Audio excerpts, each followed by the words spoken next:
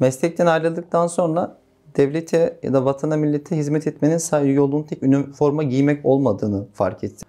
Ben buraya geldim ama evet ben artık hani buradayım. İşte bir süre sonrasında çalışmaya başladım. Artık paramı tekrar kazanıyorum. Özgürlüğüme kavuştum. Bak işte araba da hani oldu, artık arabam da var. Hatta işte başka şeyler de oldu. Dediğim zaman babam çok mutlu olmuştu. Çünkü yani çok farklı ülkelerden arkadaşlarım var. Bu gerçekten güzel şeyler sağlıyor. Sosyallik diyebilirim. İkincisi iletişim becerisi ve takım çalışması becerisini daha da artırmak.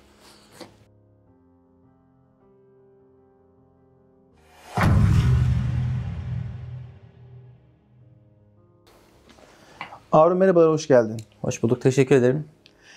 ALES'e Yeni Rota programında izleyicilerimize Harun Tuna kimdir? Kısaca bahseder misin? Harun Tuna 1989 Yozgat doğumlu. İlkokul, ortaokul, liseyi Yozgat'ta tamam bitirmiş. Üniversite eğitimi için Eskişehir'e. Daha sonrasında Tokat'a gitmiş. Oradan mezun olmuş biriyim. Üniversite eğitimini mütakiben Türk Silahlı Kuvvetleri'ne katıldım. 2013 Ekim'inde Türk Silahlı Kuvvetleri'ne katıldım. Hava Kuvvetleri'ne katıldım. Sonrasında 2017 Ağustos'a kadar görev yaptım. Yaklaşık 4 yıllık, 3,5-4 yıllık görev yaptım. Daha sonrasında işte malum sebeplerden dolayı ayrılmış bir Harun Tuna. Harun, kaç yılından beri buradasın? 2022 Mayıs ayı gibi geldim Avrupa'ya. Yani Yaklaşık takribi iki iki buçuk buçuk yıl yıldır oldu. evet buradayım. Bu entegrasyon sürecinde sen bu 2,5 yıllık süre içerisinde ilk geldiğin zaman ne bekliyordun? Neyle karşılaştın? Ne tür zorluklar seni kucakladı diyelim veya ne tür zorluklarla mücadele ettin? Açıkçası benim ne beklediğini çok fazla bilmiyordum. Geldiğim zaman yüzleştim. Öncelikle dil gerçekten büyük bir bariyer burada. İkincisi tabii ki çalışmak. Ama Türk Silahlı Kuvvetleri'nden ayrıldıktan sonra benim zaten Türkiye'de de firmalarda bir tecrübem olduğu için yaklaşık 3,5-4 yıllık bir tecrübem vardı. Onu da kullanarak buraya geldikten sonra yani 2 ay sonrasında çalışmaya başladım diyebilirim. 4 ay sonrasında belki çalışmaya başladım. Hatta Mayıs ayı gibi geldiğimde ve Ağustos ayı gibi çalışmaya başladım. Net olarak bunu söyleyebilirim. Ve sonrasında tabii her ne kadar İngilizce konuşuyor olsak, biliyor olsak da pratik hayatta bunu çok uygulamamak ilk başta bir zorluk olarak karşıma çıktı. Daha sonrasında bunu kullandıkça İngilizce ile ilgili olan sıkıntıyı halletmiş olduk. Ama tabii bulunduğumuz ülkede İngilizcenin dışında yaygın diller de olduğu için, ana dil farklı olduğu için o anlamda sıkıntı yaşadık. Günden güne tabii bunu çözmeye çalışıyoruz. Bunu olabildiği kadarıyla minimize etmeye çalışıyoruz. Bu açıkçası benim önümdeki en büyük engel, dil engeli. İkinci engel de bilmediğiniz bir ortama gelmişsiniz. Kimseyi tanımıyorsunuz. İnsanlarla ilgili çok fazla bilginiz yok. Pek araştırma yapmamışsınız belki. Bu benim için farklı bir engel olarak karşıma çıkmıştı. Ama gün geçtikçe, zaman ilerledikçe, insanların kültürüne, alışkanlıklarına aşina oldukça bunlar da gerçekten ortadan kalktı. Şu an kendi adıma söyleyebilirim. Belçika'da ya da işte Belçika'da yani yaşadığım ülkede herhangi bir problemin, bir sıkıntım olduğunu söyleyemem. Peki buraya geldiğin zaman en fazla aradığın şey neydi? Bulamadığın, Belçika'ya geldiğinde ya bu da beni sıkıntıya sokacak dediğin herhangi bir husus var mıydı? Aslında çok fazla öyle bir şey olduğunu söyleyemem ama genelde arkadaş muhabbetlerini söyleyebilirim. Çünkü kendi ülkenizdeyken işte istediğiniz zaman bir arkadaşınızla gidebiliyorsunuz.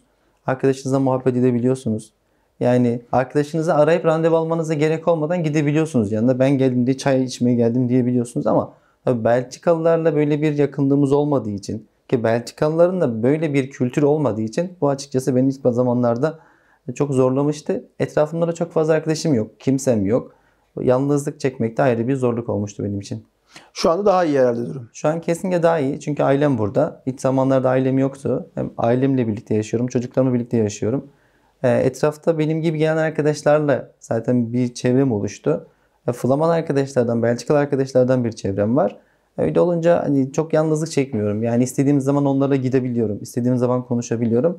Türkiye'deki gibi hatta belki daha iyi diyebileceğim bir ortamım olduğunu söyleyebilirim. Komşuluk ilişkileri ne durumda şu anda senin için? Komşuluk ilişkilerim gerçekten iyi. 2 kere ev değiştirdik burada.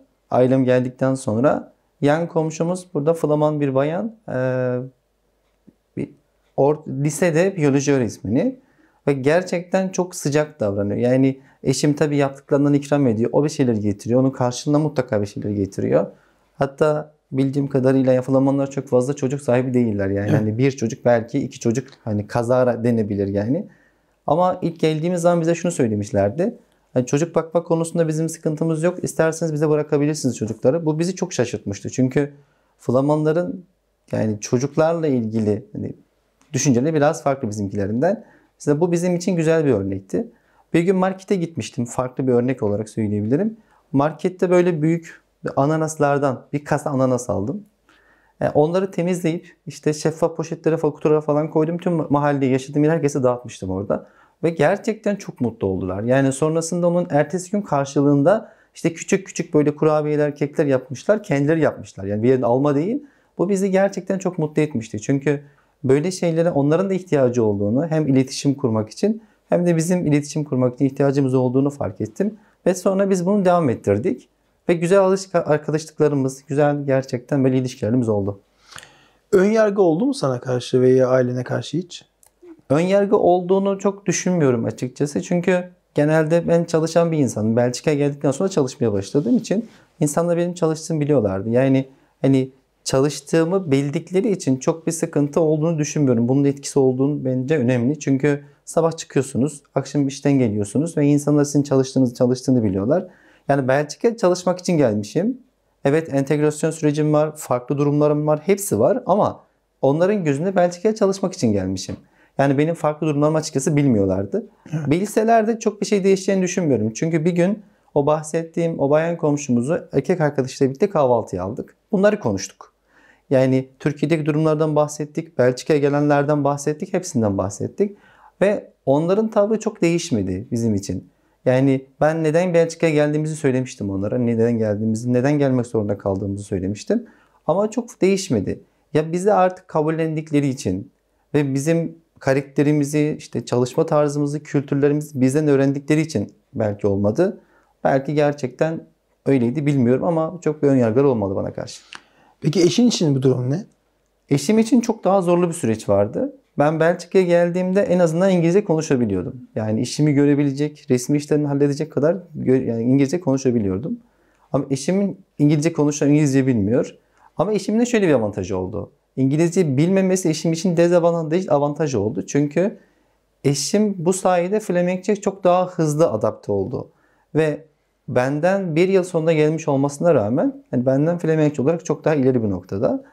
Birincisi avantaj ya da dezavantaj, bunu söyleyebilirim. İkincisi de eşim ilk geldiği zamanlarda gerçekten çok zorlanmıştı. Dilin dışında etrafta kimseyi tanımıyor. Ben en azından işe gidiyorum. Bir sosyalliğim var. İşte arkadaşlarla muhabbet ediyoruz. Belçika'yı konuşuyoruz. Farklı sıkıntıları konuşuyoruz ama eşimin tek sosyalleşebileceği iki şey vardı. İki şey diyebilirim. Bir, ben eve geldiğimde. İkincisi de telefonla ne kadar arkadaşını arayabilirse o vardı. Eşim için çok daha zorlu bir süreç vardı. Ama zamanla etrafımızdaki insanları tanıyarak, eşimin de işte Flemenkçe arasındaki buzları eriterek eşim de bu süreci öyle atlatmış oldu. Şu an durum nedir? Şu an çok daha iyi. Hatta taşındık, farklı bir eve geçtik. Direkt komşulara hiçbir şey olmadan kendisi ikram etmeye, bir şeyler götürmeye Çok başladı. güzel. Hatta komşularımızdan biz ilk taşındığımızda hoş geldin dedik, böyle bir tane pasta getirmişler. Hoş geldiniz mahallemize diyerek pasta yapmış getirmişler. Bu eşimin de çok hoşuna gitti. Tam aslında bir tesadüf oldu. Yani eşimin o gün doğum günüydü.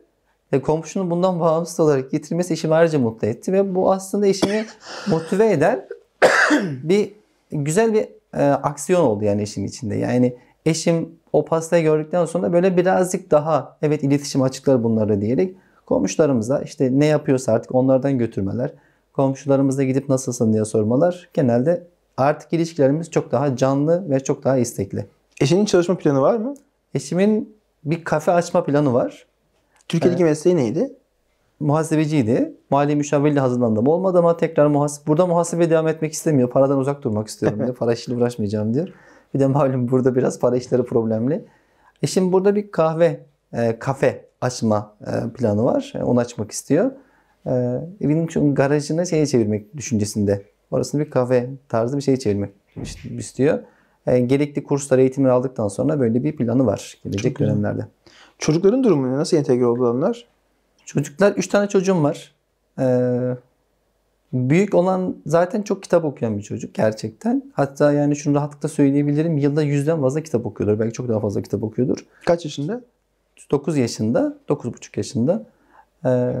Türkiye'de de öyleydi. Türkiye'de de okul derecesi vardı. Kitap okumayı seviyor. Sanırım kitap okumanın vermiş olduğu bir alışkanlıktan dolayı olsa gerek. Yani entegrasyon sürecinde de bir problem yaşamadı. Dil anlamında da çok hızlı öğrendi. 2-3 ay sonrasında konuşmaya başlamıştı yani. Artık gerçekten hani biz de şaşırmıştık nasıl bu kadar hızlı olabilir diye. İşte Flemenkçe sorduklarında artık küçük küçük cevaplar vermeye ve tarifleri anlamaya başlamıştı. Birazcık böyle bizim 2 numara dediğimiz Hakan'da problem yaşadık. Oğlumuzda sıkıntı yaşadık.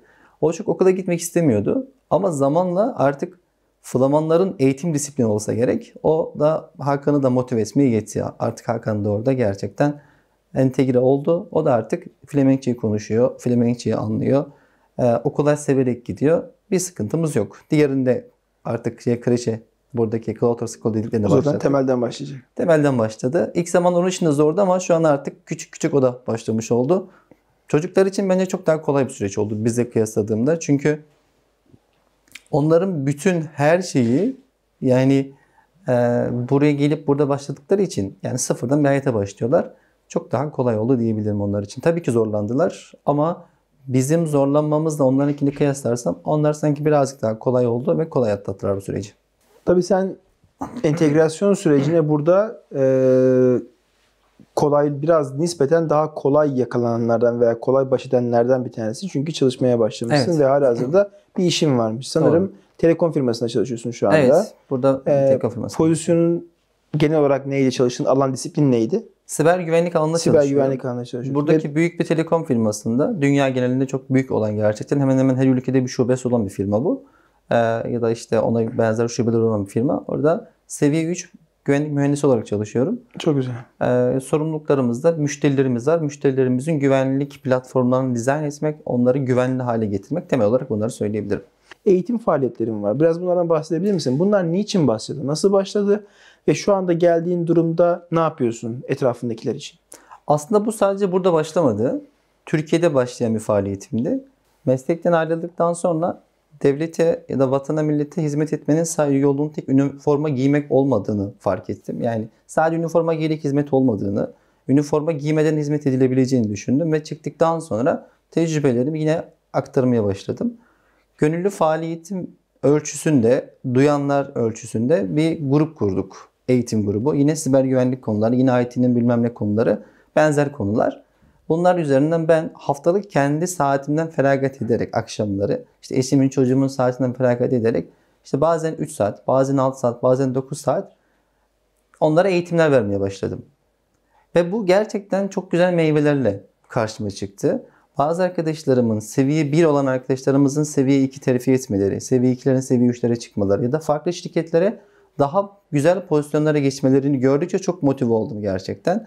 Bu benim için bir mesleki tatmindir sonrasında için. Yani sivile çıkmışsınız, yeni bir hayata başlamışsınız, farklı bir iş yapıyorsunuz ve orada da tekrar devam ediyorsunuz bazı şeyler yapmaya. Sonrasında bunu Belçika'ya geldikten sonra da sürdürdüm. Çünkü bu benim için gerçekten hayatta motive olabileceğim kaynaklardan bir tanesi. Yani insanlara yatırım yapmak. Çünkü insanlarla uğraşmak zaten benim işimdi. Öyle düşünüyordum kendimi. Çünkü ben hep yönetici olarak yetiştim. Üniversiteye gittiğim zaman evet öğretmenlik okudum ama öğretmenlik aynı zamanda yöneticiliktir, liderliktir ve hep bunu gördüm. Yani bir lider de ekibini büyütmeli, beslemeli. Ben onlara hep ekibim gözüyle baktım. Öyle olunca arkadaşlarla iletişim kurmam, onlara katkı sağlamam da zor olmadı. Belçika'ya geldikten sonra çok net somut bir örnek verebilirim bununla ilgili. Bizim şirkette FLS dediğimiz First Line Support olarak geçen bir servisimiz var. Seviye 0 olarak da geçiyor orası. Oradaki bir arkadaşla böyle biraz daha yakın ilişki içerisindeydik. Arkadaşın baktım gerçekten merakı var. Güvenlikle ilgili merakı var. Ben arkadaşla her gün sabah işe başlamadan 1 saat, 1,5 saat hafta içi, bazen hafta sonları, bazen onu evime davet ederek arkadaşa böyle bildiklerimi anlatmaya çalıştım. Sonrasında arkadaş bizim pozisyonlardan, level 2 pozisyonlardan bir tanesinde bir açık pozisyon vardı. Oraya başvurdu. Ve bunu net olarak mülakatlarda söylemiş. Beni Harun çalıştırdı zaten. Ve biz onunla çalıştık. Ve hani o ben sıkıştığım zamanlarda bana yardım edeceğini de söylüyor diyerek bu şekilde mülakata giriyor. ve test ediyorlar arkadaşı. Bilgisini deniyorlar. Gerçekten öğrenmiş bazı şeyleri. Sonrasında bizim takımda çalışmaya başladı. Yani arkadaşın hani hayatına dokunmuş oldum. Aslında evet birkaç saatim gitti. Totalde bilmiyorum kaç saatim gitti. Ama onun tekrar hayatına dokunmuş oldum. Bu sadece basit bir örnek benim için ve devam ediyorum bunu yapmaya. Diğer arkadaşlar da aynı şekilde. Hani ben genelde kabuğuna sığmayan bir insan olarak tarif ediliyorum. Kabuğuna sığmayan ve sürekli daha fazlasını isteyen bir insan olarak tarif ediliyorum. Arkadaşlar da bunu söylüyorlar. Çünkü ben bulunduğum pozisyon evet ya bu bana yeter artık. Hani ömrümün sonuna kadar böyle çalışabilirim diyen bir insan tipinde değilim kesinlikle. Eğer yapabileceksem neden daha fazlası olmasın diyorum. Yani bugün level 3 olur. Yarın belki level 4 olur. Yarın farklı bir şey olabilir. Kendimi sürekli geliştirmek ve etrafımdaki insanları da geliştirmek isteyen birisiyim. Öyle olunca arkadaşlara da motive etmek adına ücretsiz siber güvenlik eğitimleri, bazen mentörlük eğitimleri veriyorum arkadaşlara. Bu hem bizim gibi sonradan gelen arkadaşlar olabilir. Bunlar Belçikalı olabilir ya da Türkiye'den arkadaşlar olabilir. Benim için fark etmez. Ben buradaki maksadım şu, şunu gütmeye çalışıyorum. İnsanların hayatına dokunmak ve insanları gerçekten o işi yapmasına motive etmek. Çünkü ancak bu şekilde Türkiye'nin, bu şekilde Belçika'nın, bu şekilde dünyanın gelişeceğini düşünüyorum. Peki şöyle bakalım olaya. Uzun zamandır IT içerisinde bulunan belli bir seviyeye kadar, hatta ciddi seviyelere kadar IT kariyerini getirmiş. Bu anlamda sadece kendi kariyeri değil ama eğitimle de meşgul olmuş olan birisi olarak IT'nin herhangi bir alanına giriş yapmak isteyen ama hiçbir bilgisi olmayan kişiler için bir yol haritası çıkart desem neyle başlardın? Öncelikle IT'nin temellerini öğrenmek. Çünkü ne yaparsanız yapın, yazılım dahi yapacak olsanız, siber güvenliğin en tepesinde dahi olsanız fark etmeyecek. Hangi alanı seçerseniz seçin, temel mantık bilgisayarda başlar, IP ile başlar. Öncelikle IT'nin temellerini öğrenmek. Temellerini öğrendikten sonra işlediğiniz konular sizin dikkatinizi çekecektir. Ve ben şunu tavsiye ediyorum. Hangi konu dikkatinizi çekiyorsa, size sevimli geliyorsa o konuya eğilin. Çünkü IT'nin temellerini öğrenirken bazı konular bazen insana çok daha sevimli gelir. Evet ya vay be bak böyle bir şey de varmış falan dediğiniz bir nokta varsa ona eğilinmesi. Çünkü bazen çok popülist yaklaşıyoruz. Siber güvenlik çok revaçta olan bir konu. Herkes siber güvenlikçi olacağım diyerek 6 aylık 9 aylık kurslara gidiyor. Ama 3 ayın 6 ayın sonrasında görüyorlar ki bu iş bize göre değilmiş. Ama bazen tam tersi oluyor. Farklı bir kursa gidiyor. Aynı şekilde diyorlar ki ya System Administration işi bize göre değilmiş. Bu durumda şunu yapılmalı bence. İnsanlar şunu yapmalılar. Öncelikle IT'nin temelleri konusunda hangi konu onların ilgisini çekiyorsa, güvenlik olabilir, network olabilir, sistem olabilir fark etmez. Hangi konu onun ilgisini çekiyorsa ona yönelmesi onlar için çok daha hızlı bir ilerlemeye sebep olacaktır ve yani işini severek yapacaktır. Hani bir söz vardır ya, işini severek yapanlar hiç işe gitmemiş gibidirler. Ben genelde bunu da az çok arkadaşlara tavsiye ediyorum. Sevdiğiniz bir iş olsun. Ya zorla sırf para kazanmak için yapmayalım bunları. Madem hayata yeniden başladık, madem sıfırdan bir şey inşa ediyoruz, o zaman severek yapalım. Yavaş yavaş yapalım ama severek yapalım. Hangi konuyu seviyorlarsa bence ona eğilmeliler. Öncelikle yani IT'nin temelleri öğrenilmeli. IT'nin temellerinden bir sonraki aşama şu olabilir. Eğer o konuyu bilmiyorlarsa bilenlerle mesela bir siber güvenlikçinin günü nasıl geçiyor? Bir security analist dediğimiz pozisyondaki arkadaşın günü nasıl geçiyor? Ya da bir networkçi arkadaşın, ağ güvenlikçi arkadaşın günü nasıl geçiyor? Bunları öğrenerek evet bu benim daha önceki yaptığım işe benzer ya da benzer değil ama yapabilirim gibi çıkarımlarla belki kendilerine rota çizebilirler. Herkes IT'ci olamaz. Doğru. Herkes IT'de yer alması da gerekmez. Evet. Ama herkes en kolay yol, en doğru yol belki de veya en hızlı yol IT'dir diye bir eğilim içerisinde olabiliyor bugünlerde gördüğüm. Bir insanın IT kariyerine ben bu iş benim için uygundur diye karar verebilmesi için nasıl bir kriter koyması lazım önüne? Zevk almak, ben bundan hoşlanıyorum demek yeterli mi? Yeterli değil aslında bu sadece ve araştırmacı bir ruha sahip olması gerekir. Çünkü IT demek teknoloji demek. Teknolojiyi yönetiyorsunuz, teknoloji içindesiniz. Eğer siz araştırmayı sevmiyorsanız ertesi gün, bugün başladınız, ertesi gün yani güncel olamazsınız artık. Yani artık o bilgiyi güncelliğini yitirmişsiniz demektir. Sürekli araştırmanız gerekir. Evet, bunu tarihe benzetebiliriz belki, matematiğe benzetebiliriz. Matematikte bir konu, sayılar konusu. Herkesin yani her sayısalcının ya da her az çok işte matematik seven insanın kafasında olan bir sayılar konusu vardır. Sayılar konusu bugün de sayılardır, yarın da sayılardır. Yani bundan belki 10 yıl sonrasında da benzer kalacaktır. Yeni bir kuram keşfedilmediği sürece muhtemelen böyle olacaktır. Ama IT öyle değil. Bugün X saldırı türü varsa yarın Y saldırı türü çıkacak.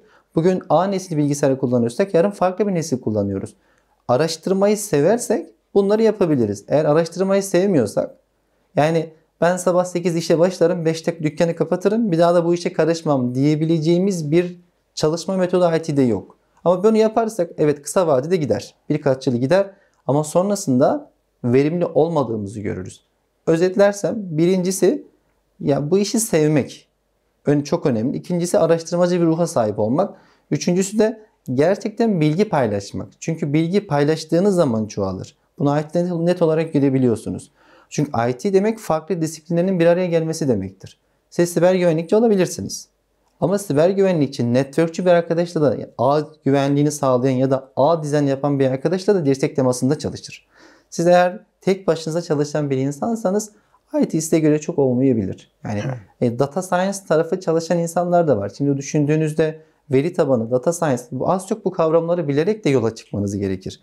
Yani bir IT'ci demek aslında tüm bunlara dirsek temasında bulunan bunlardan biriyle yola çıkan bir insan demektir. Hepsinde uzmanlaşmak değil ama hepsinden en azından Kesinlikle. az çok bilgi sahibi olmak gerektirir. Dolayısıyla bu da bir çaba sarf etmek gerekir. Doğru. Peki sen bu çabaları sarf ederken, kendini geliştirirken bir öğretmen kimliğin var. Bununla alakalı bir eğitim dönemin var ama kendi kariyerine bakan tarafıyla bir de askeri geçmişin var. Askeri geçmişinden bu sivil kariyerine neler getirdin? Ben askerlikten ne getirdim? Bir kesinlikle takım çalışması. İkincisi disiplin. Yani hangi mesleği icra ederseniz edin, disiplinli çalıştığınız sürece araştırmacıysanız bir şekilde başarıyorsunuz. Çünkü disiplin olmadan hiçbir şey başaramıyorsunuz. Yani sabah hani disiplin şu demek değil ama sabah 8'de başlayıp akşam 5'te bırakacağım. Öyle bir şey değil bu. Hayatınızı disipline etmek. Yani bir karar aldıysanız bu kararınızın peşinden gitmek. Diyebilirsiniz ki akşam ben bir saat her zaman her gün akşam 1 saat ya da 45 dakika boyunca bir araştırma yapacağım. Bu da disiplinin bir parçasıdır. Süreklilik. Süreklilik. Kesinlikle. Mesela bunları getirdim. Bunlar benim için çok kıymetli şeyler. Üçüncüsü stres altında çalışmak. Yani ya da belki dördüncüsü olarak ekleyebileceğim sunum yapma yeteneği. Çünkü özellikle özel sektörde yani kendi yaptıklarınızı bir şekilde anlatmanız gerekiyor. Yani bunu siz yaptıysanız bunu anlatmanız gerekiyor. Askerlikteyken de zaten böyleydi. Yani komutanlarınıza sunum yapıyorsunuz. Yani üst komutanınıza sunum yapıyorsunuz. Bazen işte daha üst seviyedeki komutanlarınıza sunum yapıyorsunuz. Ve rütbeyi kıyasladığınız zaman hani böyle çok yüksek bir rütbeyle çok alt bir rütbe arasındaki bir kıyaslama gibi oluyor. Aslında büyük bir stres altında kalıyorsunuz o durumda. Ve ben gerçekten stres altında çalışma kısmını şirketlere mülakat yaparken bana stres altında çalışabilir misiniz dediklerinde askerlikten birkaç örnek verdiğim zaman evet diyor çalışabilirsiniz bunu anlıyoruz diyorlar. Bu bana ne getirdi? Gerçekten hani bir çalışma mantalitesinde neler olması gerektiğini. Çünkü günümüz dünyasında artık dikeyine bir büyüme değil de ya hiyerarşi değil yatayına bir hiyerarşi durumu söz konusu. Yatayına hiyerarşi demek de takım çalışması demek aslında. Takım çalışmasına büyük katkı sağlamış oldu. Ben askerlikten bunları getirdiğimi söyleyebilirim. Kırgınlık var mı? Kırgınlık var. Evet. Özellikle halka karşı bir kırgınlık var.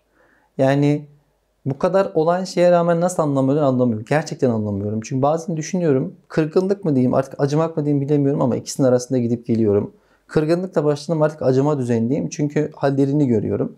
Özellikle bazı platformlara, sosyal platformlara çok fazla kullanıyorum. Yani bir süre kullanmaya çalıştım. Oradan hem eski iş arkadaşlarımdan hem de beni sosyal medyadan tanıyanlar daha çok yazıyorlar böyle mesaj atıyorlar. İşte abi biz nasıl gidebiliriz, ne yapabiliriz diye. Türkiye'den akın akın beyin göçü görüyorum. İnsanlar çıkmak için bir şeyler yapıyorlar. Yani ne olacak ki giderlerse gitsinler mantığıyla olmuyor ki bu işler. Yani doktor gidiyor evet o gidiyor hepsi gidiyor. Ama ülkenin yani yetişmiş personeli gidiyor. Yani büyük firmalara bakın Belçika'daki, Hollanda'daki, Almanya'daki daha çok hep insan kaynaklarıyla görüştüğünüz zaman diyorlar ki yani Türkiye'den işte şu kurumdan çok fazla başvuru sayısı alıyoruz. Yani TÜBİTAK'tan başvuranlar var. Aselsan'dan başvuranlar var. Roketsan'dan başvuranlar var.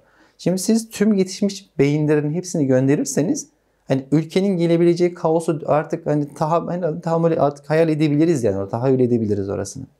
Evet bir kırgınlığım var. Evet kesinlikle bir kırgınlığım var. Ama yani bu kırgınlık nasıl geçecek onu da bilmiyorum. Çünkü en azından şunu söylemesini beklerdim. Beni tanıyan insanların, sizleri tanıyan insanların, diğer çalışanlarını tanıyan insanların bir dakika ya bir yerde bir problem var. Bu insanlar öyle olsalar da ülkenin çoktan altını üstüne getirmeleri lazımdı. Ama ülke onların yönetimindeyken, hani onların tabiriyle, yine ülkeye işte onlara bir şeyler yapıyorken biz bu kadar kötü değillik demelerini beklerdim ama bunların hiçbiri olmadı tabii. Türkiye Cumhuriyeti Devleti'nin üniformasını giymiş ve halihazırda da aslında bütün hayallerine de Türkiye Cumhuriyeti Devleti'ni daha iyi nasıl duruma getirebilirim hayalleri. Bulunduğun yerde ben ne yapabilirim, ben nasıl yapabilirim, ufak rütbelerde dahi bunu hayal etmiş birisi olarak. Vatan senin için ne ifade ediyor? Vatan sevdası sende halihazırda ne durumda? Vatan sevdasından ben kesinlikle vazgeçmedim. Hiç eksilmedi. Türkiye'deki arkadaşlar hala ücretsiz eğitimlerim devam ediyor. Yani hiçbir menfaatim yok, hiçbir şey beklemiyorum onlardan. Tek maksadım bulundukları kamu kurumlarındaki ben vermiş olduğum eğitimlere hava kuvvetlerinden ve deniz kuvvetlerinden katılan personel vardı. Biliyorum çünkü bana yazıyorlardı onlar da. Onlar da katılıyor, onlar da veriyorlardı. Yani onlar da biliyorlardı bunu belki. Ha, belki beni tam olarak tanımıyorlardı. Ama ben yine onları desteklemeye devam ettim. Hatta bildiğim insanlara yani çünkü eğitim başvurusu aldığım zaman onlardan nerede çalıştıklarını alıyorum. Çünkü ona göre bir anlatım çıkartmaya çalışıyorum. Hava kuvvetlerinden, deniz kuvvetlerinden, kara kuvvetlerinden ya da jandarma genel komutanlığından personeller de başvuruyorlardı. Ben sonrasında onlara mesaj atıyordum. Yani eğer sizin ekstra ihtiyacınız olursa bana çekinmeden yazabilirsiniz diye. Çünkü içimde ukde kalan bazı şeyler var. Onları desteklemek aslında vatanı milleti desteklemek anlamına geliyor. Çünkü onlar o bilgilerini alıp dışarı çıkartmayacaklar. Yani sistemlerini idame ettirmek için kullanacaklar. Maksadım onları desteklemek. Birinci önceliğim bu açıkçası. Vatan sevgisi anlamında. İkincisi de vatan benim için ne ifade ediyor? İçinde bulundukları insanlara genel, hani çok genel bir tabir aslında bu. Demokratik bir ortamda yaşanmak olarak aklıma geliyor. Bu geliyor. Şimdi ben bir Türkiye Cumhuriyeti vatandaşı olarak Türkiye'de, Türkiye Cumhuriyeti'nde hak ettiğim saygıyı, değeri göremiyorsam, yani vatan sadece bir toprak parçası olarak değil de yaşanılabilir bir yer olarak düşünüyorum ben orasını. Hak ettiğim bir saygı, hak ettiğim bir değeri orada bulabileceğim bir yer. Sadece benim değil, bütün insanların bulabileceği bir yer. Yani liyakate dayalı bir sistemin olduğu bir yer olarak açıkçası düşünüyorum vatanı. Türkiye'de hala aile bağların var mı? Var. Onlar senin bu başarı hikayelerini, başarılarını, hayata tutunmanı tekrar gördükleri zaman ne düşünüyorlar, ne hissettiriyorlar veya ne hissediyorlar? Akrabalarımın bir kısmında çok açıkçası ilişkimiz yok. Ama annemle, babamla ve işte kardeşlerimle aynı şekilde sık olarak görüşüyoruz. Onlar mutlu oluyorlar. Çünkü e, babam açısından düşünüyorum. Ve ben de bir babayım. Hayal ediyorum. Sadece 20-25 yıl sonrasını çocuğum için hayal ediyorum. Yani çocuğum bir yere gitmiş, işine başlamış. Evet, mesleğinden edilmiş. Başarılı bir insanken mesleğinden ediliyorsunuz. Ve babam tabii farklı bir yere gittiğim zaman genelde aklımda babam inşaat işçisi, annem ev hanımı. Hani ufukları evet kimseyi küçümsemiyorum ama ufukları sadece bir Anadolu insanının belki işte inşaat işçisi olan bir baba kadar öyle söyleyebilirim. Babama göre farklı bir yerde gitmek, yaşamak çok olağanüstü şeyler. Yani başarılamayacak şeyler. Ben buraya gelip işime başladığımda babam çok mutlu olmuştu. Ben buraya geldim baba evet ben artık hani buradayım. İşte bir süre sonrasında çalışmaya başladım. Artık paramı tekrar kazanıyorum. Özgürlüğüme kavuştum. Bak işte araba da hani oldu artık arabam da var. Hatta işte başka şeyler de oldu. Dediğim zaman babam çok mutlu olmuştu. Çünkü genelde insanların işte annelerin, babaların evlatlarında az çok görmek istedikleri şeyler oldu. Sonrasında tabii daha farklı başarılar, daha farklı gelişmeler olduğu zaman annem biraz alışık bu duruma ama babam çok mutlu olmuştu. Annem neden alışık? Hep annem şunu söyler. Harun zaten bir şekilde işini halleder. O bir şekilde başarır. Düşüncesi vardı annemde. Sürekli bunu söyler. Annem zaten benim buraya geldiğimde de başarılı olacağımdan o kadar emin ki yani. Bunu zaten sen zaten bunu yaparsın. Hani sormama gerek yok ya sen bunu zaten yaparsın olarak düşünüyor. Ama babam birazcık daha gerçekçi ve babam çok mutlu olmuştu. Kardeşlerim de mutlu oluyorlar ama aynı şey akrabalar için söyleyemem. Başarı senin için ne Harun? Hedeflediğim bir şeyi gerçekleştirmek. Bu araba almak da olabilir belki. Bir insanın hayatına dokunmak olabilir. Ya da çocuk sahibi olmak istediğin zaman çocuk sahibi olmak. Benim için başarı bu. Yani başarı hani Everest Dağı'nın tepesine tırmanmak olarak ben öyle bir şey hedefim olmadığı için öyle bir şey çok düşünmüyorum. Hedeflediğim bir şeyi gerçekleştirmek olarak tanımlıyorum. Başarıya giderken kaç kez başarısız oldun? Bunu çok açıkçası çok şey yapmadım ama hani mesela ne örnek verebilirim? Somut bir örnek.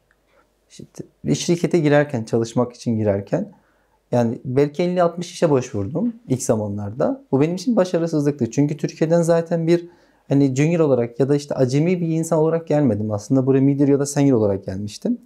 Başvuru yapmış olmama rağmen aslında hani bakıyorsunuz İngilizce konuşabiliyorum.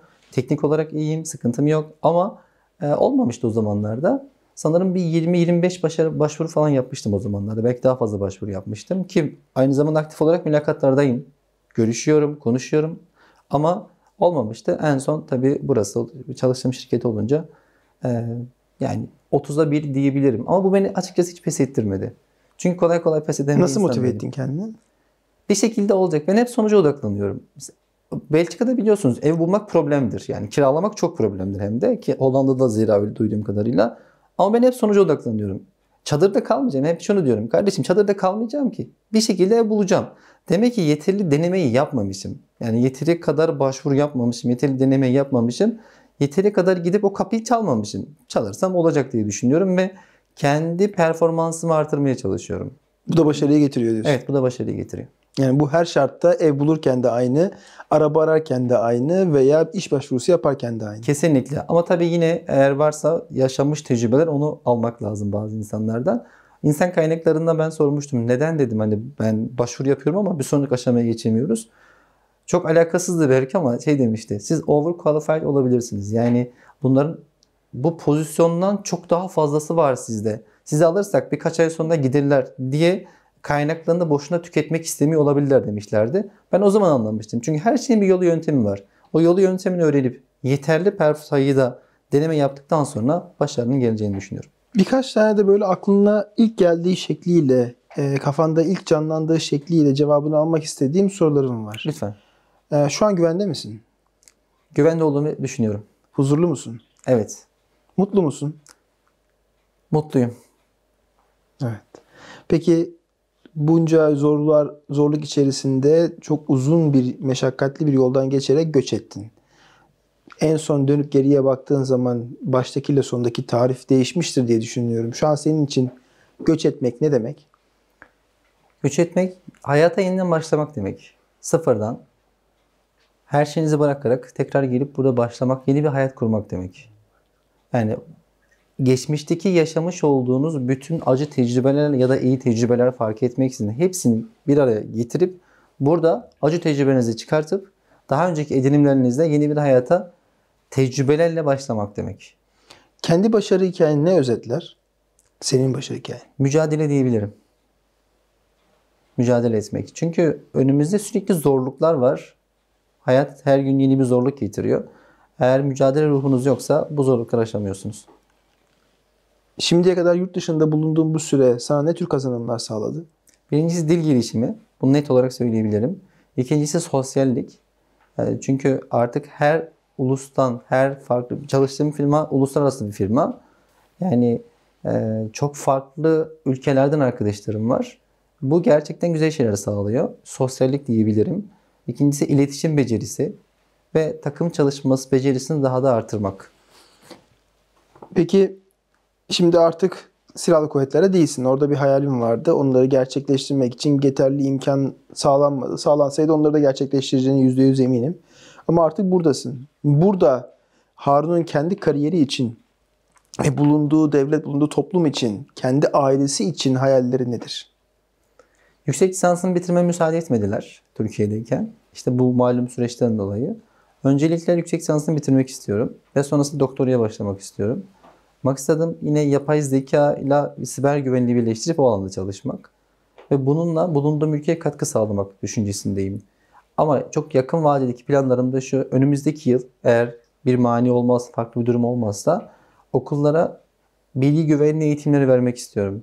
Bütün Belçika'daki okullara, Milli Eğitim Bakanlığı'na mail atıp gerekli müracaatları yapıp öğretmenlere, özellikle öğretmenlere, çünkü öğretmenler ne kadar donanımlı olursa bilgi güvenliği açısından, siber güvenlik açısından çocuklara aynı şekilde sirayet edecektir bu. Bütün öğretmenlere yapabildiğim kadarıyla hepsine bilgi güvenliği, temel seviyede bilgi güvenliği eğitimleri vermek istiyorum. Ücretsiz. Ücretsiz. Bunun neyin gereği olarak, neyin ihtiyacı olarak yapıyorsun? Yapmayı Aslında bir planlıyorsun. vefa duygusu. Çünkü biz Belçika'ya geldik. Yani vatandaşı olmadığımız bir ülkeye geldik. Ve bize burada sahip çıktılar, çok doğru tabir mi bilmiyorum ama imkan verdiler diyelim. Bize burada yaşama imkanı verdiler. Ben de onlara aslında bir teşekkür etmek mahiyetinde onlara katkı sağlamak istiyorum. Bütün okuldaki öğretmenler, eğer tek Zoom'da olabilir, yüz yüze olabilir, tüm öğretmenlere böyle bir şey yapmak istiyorum.